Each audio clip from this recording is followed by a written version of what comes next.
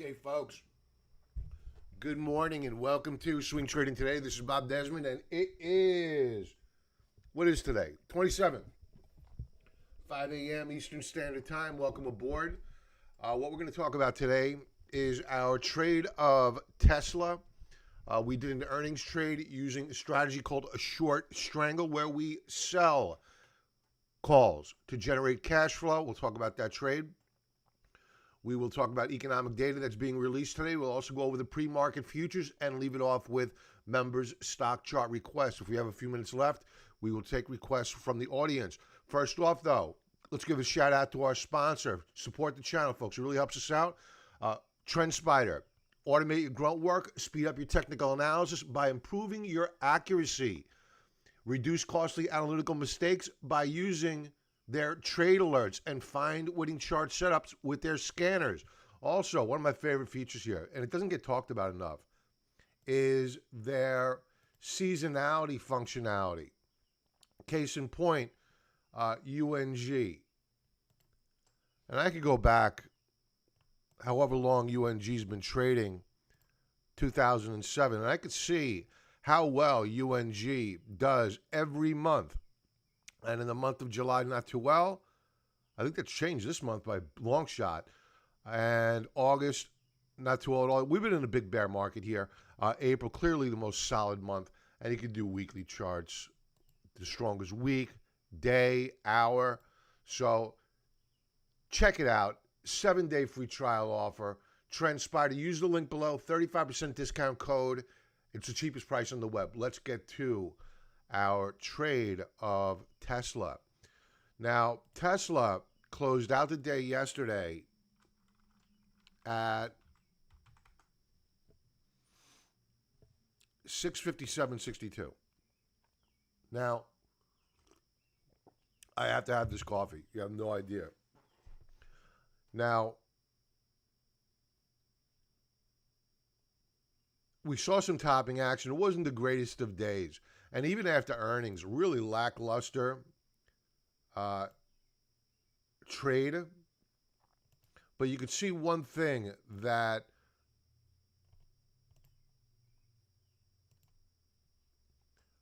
Tesla did do yesterday. You can see this line here in green. That is support at a moving average. You have another line up here in green. We broke out yesterday. This is a manually drawn line. This is going to be the next resistance level at 676.48. Now, this is how I use TrendSpider as one of multiple ways to identify where I wanted to set up my trade. So I'm going to illustrate for you in a moment what we did. I know by using the automated trend lines exactly where resistance was. So if I'm going to sell premium, I certainly want to go as far away from those bands, those resistance levels, as possible, because it helps my risk reward. RSI has broken out. So Tesla is firming up here. I've been somewhat bearish on Tesla, and now I am turning somewhat bullish.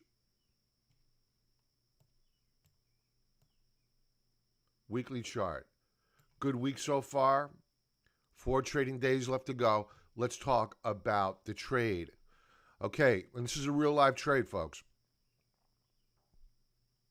This is what members saw. So here were my probabilities, and here was the trade that we set up. I like to keep as far away from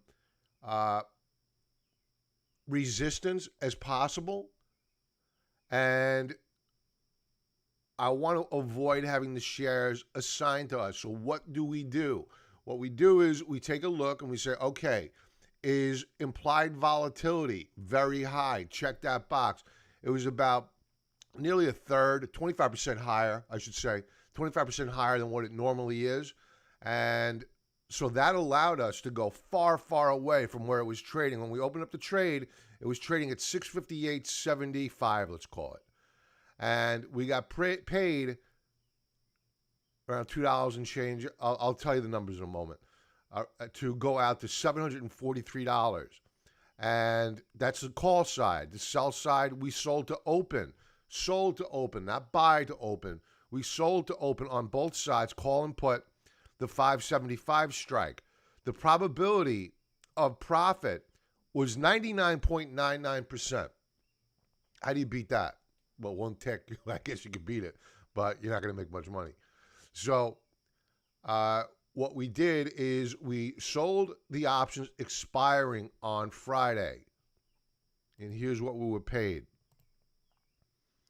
We were paid a credit of $5.86 on 4 contracts. Multiply 5.86 times 400, and you get around $2,300, around there. So the game plan here is not to sit in front of my computer all morning long and wait for the IV crush, meaning that implied volatility, which I mentioned earlier, come in, contract. I'm just going to put my advanced order out there because I know that it's going to contract. Normally, I'd put it out there for about 55% profit. I think today we may go with 65%, maybe 70% profit because the shares didn't move much at all after the announcement. I mean, here's the price action after hours yesterday, and it wasn't a big move. So what that allows us to do is to collect much of that premium. Now, what we want to do is we want to trade this evening either Microsoft, Google, or Apple, which is coming out with earnings. So we want to free up this capital and then put it to work elsewhere. So what we're trying to do during earnings here is trying to roll earnings trades, generating cash flow with as little as much risk as possible. The key is stay small, don't get greedy. And make sure, and how do you not get greedy? Let's talk about that. Stay far away from the current strike as possible and generate cash flow off of the implied volatility being expensive. Today, trust me, Tesla is going to contract on implied volatility. Why does implied volatility get expensive? Supply and demand. Is there going to be more demand for Tesla options today or less? Expiring this week. You could bet there's going to be less demand for options today. It was a good earnings report, very good earnings report. But you could see the market is sending you a signal here. You know, it's looking good, but the probability of it trading up to the call side at 740 or to the put side at 575,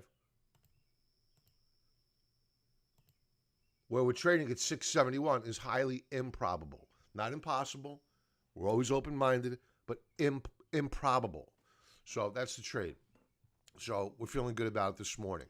We'll feel a lot better when it's closed. So we put an advanced order in right now, and let the computers take us out. All right. Let's talk about the pre-market activity. The U.S. dollar, rallied back last night. This is the first I'm seeing these. U.S. dollar was weak last night, and then it began to consolidate. It was weak all day yesterday as well, and it has since rallied back. Why does this matter? Well, we're long of gold, silver. I'm not long of gold. Long of the gold stocks. I always do that. But we are long of silver, the silver stocks. And a strong U.S. dollar does not help that trade. This is a 1-hour chart. Let's go to a 4-hour chart. See how we're looking here. Good 4-hour bar, last bar. All right, that doesn't give me the warm and fuzzies. Let's see what gold is doing now. Gold, not horrible, but not great. Down let's call it $3. I think we're wedging out here and getting ready for a breakout. The weaker U.S. dollar, I thought yesterday would have provided the catalyst. It did not happen. Gold actually closed down yesterday on a weak dollar yesterday. That leads me to believe that what you continue to see is a risk on trade. People want to buy tech, they want to buy Tesla, yada, yada, yada. Same thing over and over again. Until fear comes into the market. Then they want to buy dollars and want to buy gold. Or they'll sell dollars, gold goes up. One of the two. Let's take a look at silver, of which we are also long, down this morning. by over a half percentage point. Oil, as Greg Manarino likes to say, the lifeblood of the markets, the military-industrial complex. I get a kick out of him. Oil's weak here. Oil's weak. You know, the cyclical trade appears to be ready to bounce back. And what I mean by that, I went over this with members last night. The cyclical trades or the value trades are your energy stocks, transports, banks. Also, your recovery plays, your vacation stocks, cruise lines, Airbnbs, which we owned, did well yesterday with that. But oil is not validating that. You would expect to see oil a bit stronger here. You could say that, yeah, we broke out, we recaptured support, it's just consolidating, getting ready to break out. Okay. All I see here on this 4-hour chart are lower highs and lower lows. So I worry about that trend continuing. I may be a contrarian, but simply because I'm a contrarian doesn't mean I ignore the trend. That's a foolhardy play. So oil under a bit of pressure here. Watch for a possible breakout or a breakdown. We don't know yet. We're not that smart.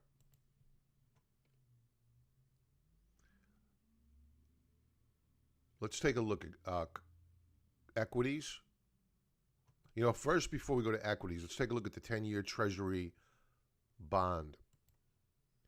Because as I always like to say, the Treasury bond, the 10-year, is the tail that wags the stock market dog. And this is probably why you are going to see stocks move up higher today, because the 10-year bond is moving up higher and bond yields are moving lower. Let's validate that now by taking a look at equities. Russell 2000 first up. Oh, wow, look at this. Russell 2000. Well, they trade inversely of yields. There's no great shock. The tech stocks, if they're down, I'd be surprised if the tech stocks are down. But we'll go to that in a moment. Russell 2K, down nearly a percentage point. We're short here of the Russell 2000. This is a pleasant thing to see. Good. I'll be satisfied more when we break to new lower lows. So let's create an alert here, at or below.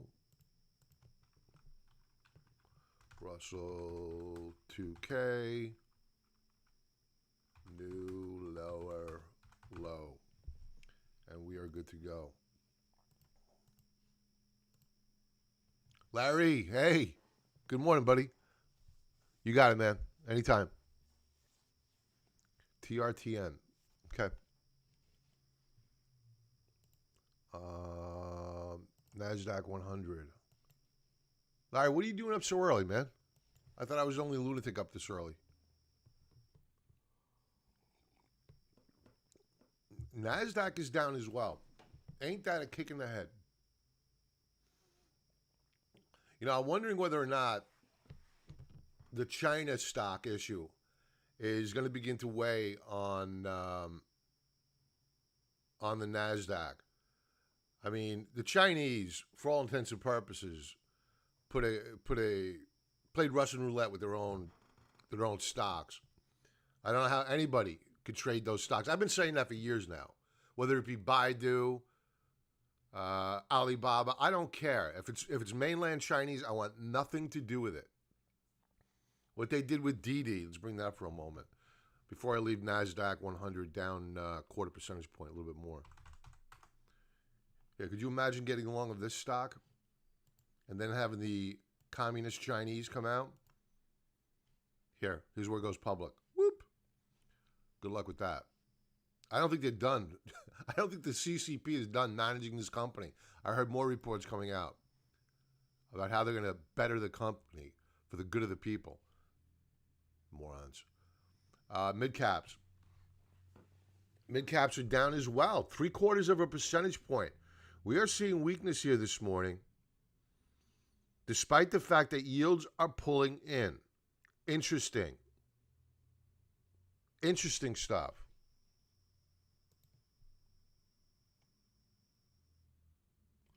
Where's the Dow? Let's see what the large caps are doing here. The mega caps, I should say. Dow. They're down as well, over a half percentage point. Buckle up, folks. You know, one thing I'm noticing about these charts is that while we're hitting all-time highs,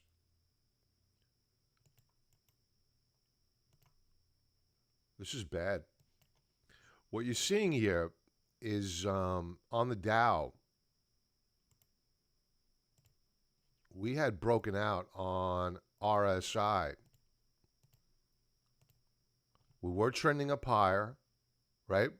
But the trend was going inversely on RSI. Then ultimately we broke out on RSI on the 22nd. Yet, despite the fact that we broke out to new higher highs week over week, we rolled over on RSI and broke down. We're breaking down now. We're down below. We're back down below support. So that doesn't give you the warm and fuzzy if you're long this market.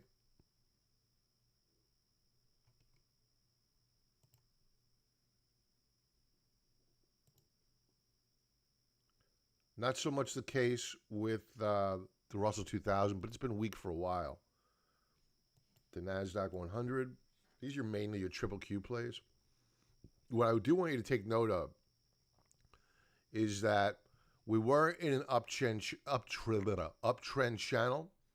We broke down, rallied back, effort to recapture, failing. Beware.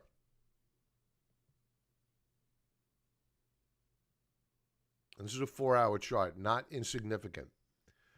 But we do have a lot of earnings coming up this week. I don't know whether or not they're going to let this market, at least the mega cap tech stocks, fall. The mega cap tech stocks are driving this market, have no doubt.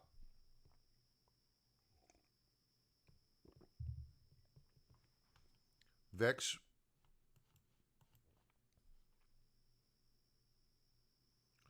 VIX is up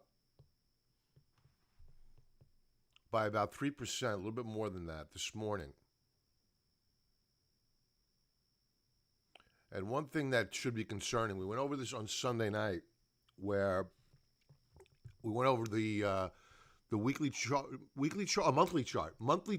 of the VIX. It was up along with the S&P 500.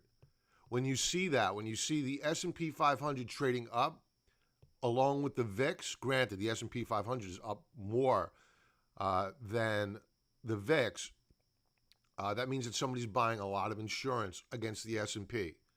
And usually that's not a sign of good things. So a cautionary flag is on the track. But the Fed is still there. We saw what happened last Tuesday, last Monday, dropped like a rock Tuesday, took it right back up again. Natural gas. Looking really good here. What's not to like? All right, let's take a look at some chart requests. TRNT. I'm just going to take a look at the pre-market action, make sure there's not much movement. Then we'll go to the static charts. We closed at 50.46. We do have a tick higher this morning on 100 shares. All right. Again, folks, this is brought to you by TrendSpider. 35% discount code below. Automated technical analysis. TRTN. All right. Triton. First, let's take a look at seasonality. I don't know how much data is here. I'm not quite familiar. This is on thin data, so take this with a grain of salt. 5 years only worth of data. Let's go to a monthly view. Monthly view, July is up 80% of the times. That drops off considerably. July is clearly one of the top 3 months of the year. And we drop off in August. So, and that we come in at about 50% up in August. But again, very, very thin data. So don't put too much weighting into seasonality. Now, I'm not familiar with this stock. Let's go to a monthly chart. All right, so here's the value of the automated trend lines. Take them off. If you were long back here and you had them up, you would have known exactly where to put your alert because you had resistance immediately above. Touch, bounce. And I would have created an alert telling me to get out.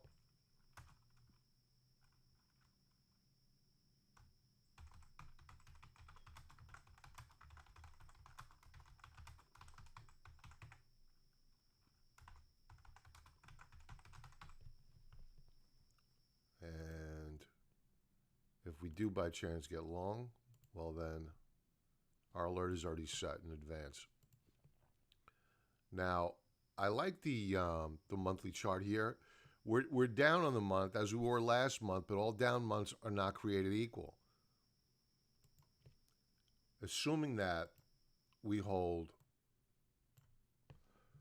49.39, critical support. So this is a really nice consolidation. Let's go to a weekly chart now. Down volume on the month is probably going to roll in below average. That's good because it's a down month. Weekly chart. All right, so constructive here. Again, I want to take these automated trend lines off. I drew this one. We'll throw them back on. First, I want to get a feel for how we're looking. We continue to put in lower highs and lower lows. We put in a new lower low last week, but we bounced back. And this is what I always talk about. You know, you could break down to new weekly lows. The however is, and this is a signal by the market, that if you reverse to close back above that support level, that's a very bullish event. And there's a strong possibility that that's the bottom. That's the market sending you a signal. We also bounced off of the rising 20-period moving average last week. Actually, 50-period moving average. That was the lower Bollinger Band I said 20 at. So rising 50-period, come on, get this right. 50-period moving average, good stuff. So that's rising as a rising floor for the shares on a weekly time frame. Good stuff. But here's the pimp back daddy right here. This is what really matters, is a close above resistance. I'll give you that number in a moment. I'll share the chart as a matter of fact.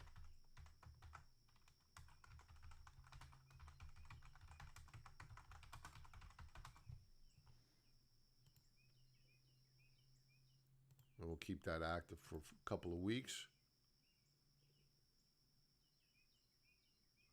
And that number is at or about, give or take, let's call it $60 a share. What was the high of yesterday? High of yesterday was 50.46. That can't be right. 50.62. Okay, that makes sense. 50.62. Let's call it.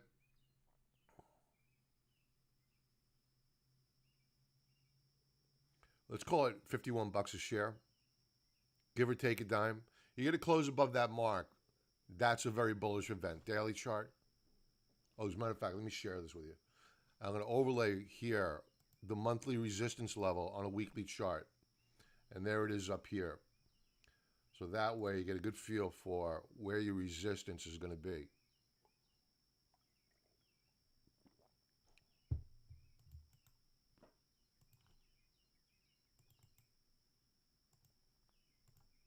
There you go, Larry. Daily chart. Daily chart, very good day yesterday. Continuation move higher, nearing resistance. Let's overlay weekly resistance onto a daily chart now. I would defer to the weekly chart as my timing mechanism to get long of the stock.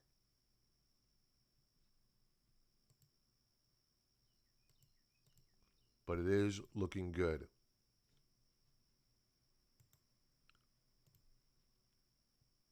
All All time frames good. Let's go back to that daily chart.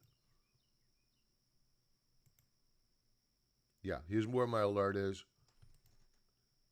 $51 per share. That's the number I'd be looking for. And your RSI moving higher. Very, very nice. Good looking chart. Let's talk a bit about economic data that's coming out. We have durable goods coming out this morning. Important number. Yesterday, new home sales disappointed in a very big way.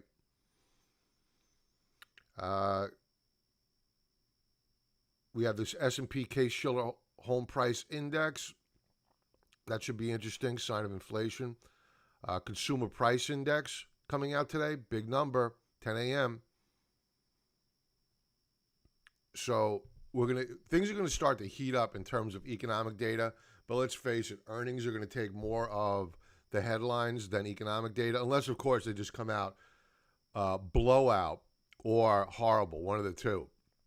So if they come in at par of what they're expecting, don't expect much on the economic front. Expect more on the earnings front. Let's take a look at the members area. Do I have any other requests to go over this morning? If not, I will say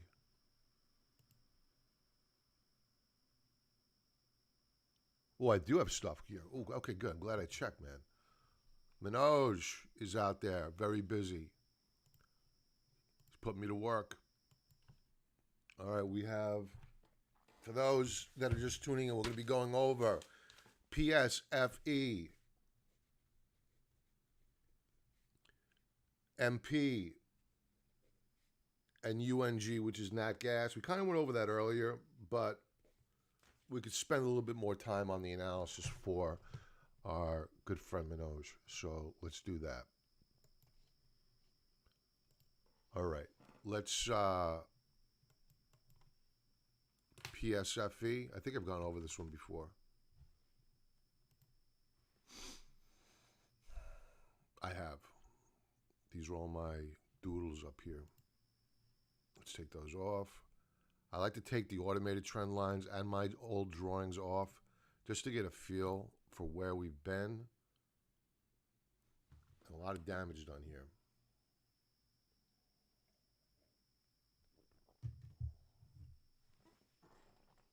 Monthly chart, not looking great. We have a bit of a bounce, but not enough to write home about. Let's defer to the weekly chart. I will say this before we leave the monthly chart. Volume has dropped off considerably this month, which is good to see. But ideally, you would have seen a consecutive rising up volume bar versus last month. Didn't get that. So the trend is clear and defined to the downside here. Weekly chart.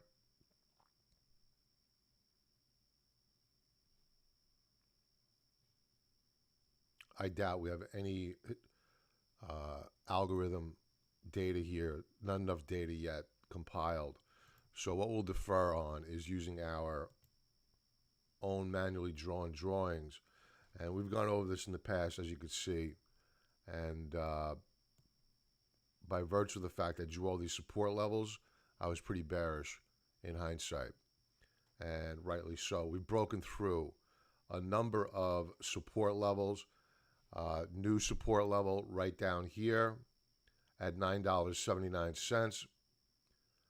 The path of least resistance we always respect, and that is clearly to the downside. One thing I will point out as an optimistic point, but no reason to go buying yet, is that we have broken out above resistance, downtrend resistance.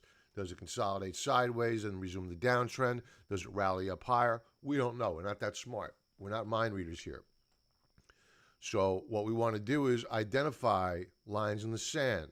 When is it safe to go back in the water? Well, a close above, let's call it $10.90, $11 per share. That's entertaining. That would be good, because that was support back here in May. Then again in July, earlier in July, Then we broke it. A close back above it would be pretty bullish. No sensitivity. All we care about is a close.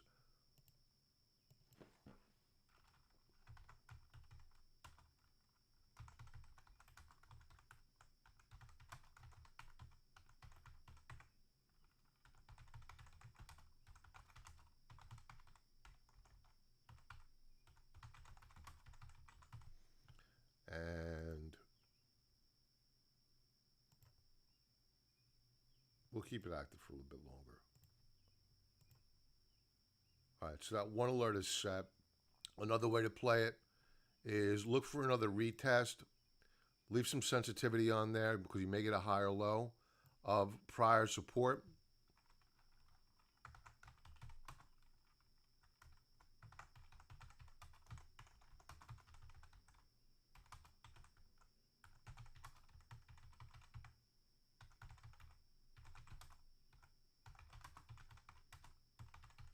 Very speculative, this trade at current, because what you're doing is you're getting long in a downtrend. Always speculative, so you always want to stay small, tight stops. Then add on strength, because that's the market validating. Every time you overcome one of these resistance levels, that's the market saying, okay, you're accurate, you're good to go here, buy more, it's probably going up higher. But right now, the path of least resistance is clearly to the downside. Maybe stabilizing. Maybe. Daily chart, you can see, yeah. That resistance level where we have our alert set, that is critical resistance. Do we have a breakout? We do on RSI. No reason to go buying yet. This is just a validation that we're beginning to see some strength here on PSFE, pay safe. Excuse me. Pardon me, folks. All right, next chart up from the nose, MP.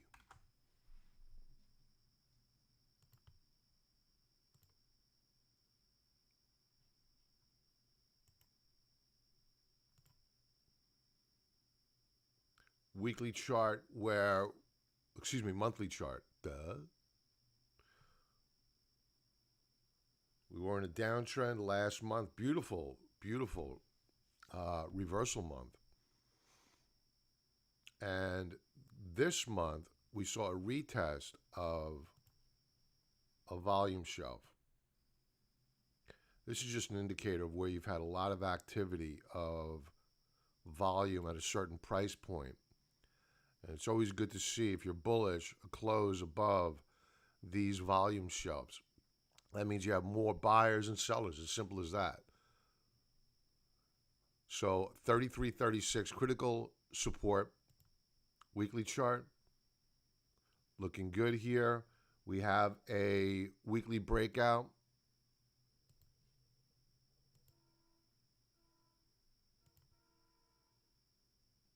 Good stuff. Not enough data here to go over seasonality. I'm going to skip that.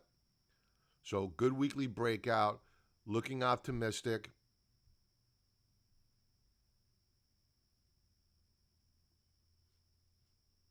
Daily chart. Daily breakout, consistent with the weekly breakout, same resistance level. We're dancing on top of these moving averages, which are not going to begin to move up higher. The only thing I would caution about, and it's not a big deal because we're consolidating, volume. Nobody's waking up to this yet. Nobody's paying attention to this. And this is the value of looking at stocks from a contrarian perspective, is that you catch early on these early stage breakouts, and you can see by volume, it's just being nibbled on. Just enough buyers. There are more buyers and sellers by a small margin, and it's drifting the stock up above resistance levels. That doesn't remove the volatility, but ideally now we begin to see these volume bars move up. So MP looking constructive. Again, speculative trade, but it is healing. Stay small, add more as you overcome resistance levels. The key resistance level that I see next is up here at around 37.91. This is going to change because this is declining, But this is the next resistance level to deal with, where we do rally today. So MP looking constructive. Last chart up, UNG, natural gas. Love natural gas. Love it.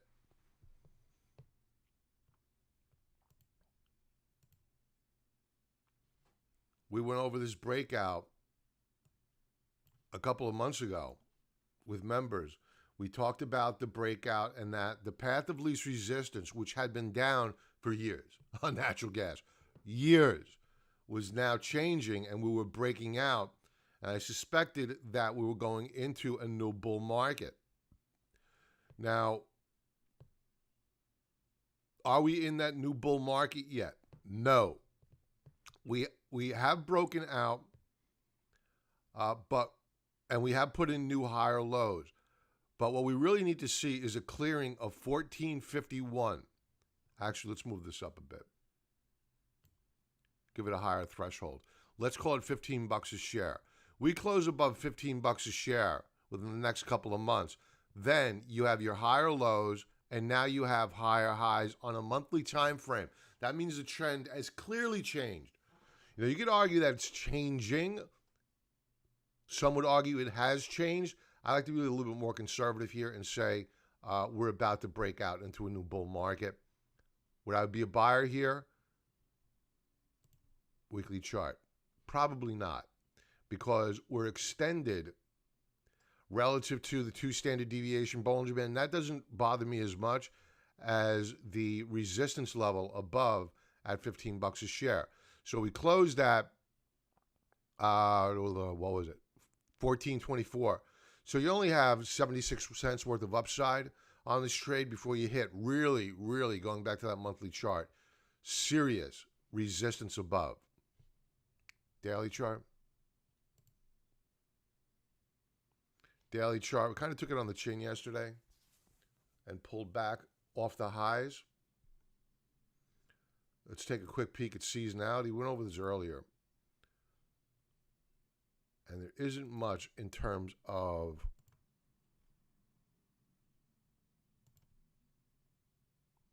historical positive price activity in the month of July.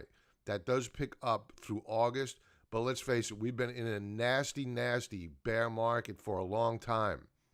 And the only month that has been above the 50 percentile on a consistent basis is the month of April. And that usually trades up 69% of the time. So a bit of an anomaly, because you have a good amount of data here going back to 2007. But every other month, you normally trade down below the 50% mark, with the exception of April, which is a clear and defined anomaly. That's my take on natural gas. Folks, don't forget, take advantage of TrendSpider, 35% discount code below. Have a profitable trading day, and I will talk to you soon. Be well.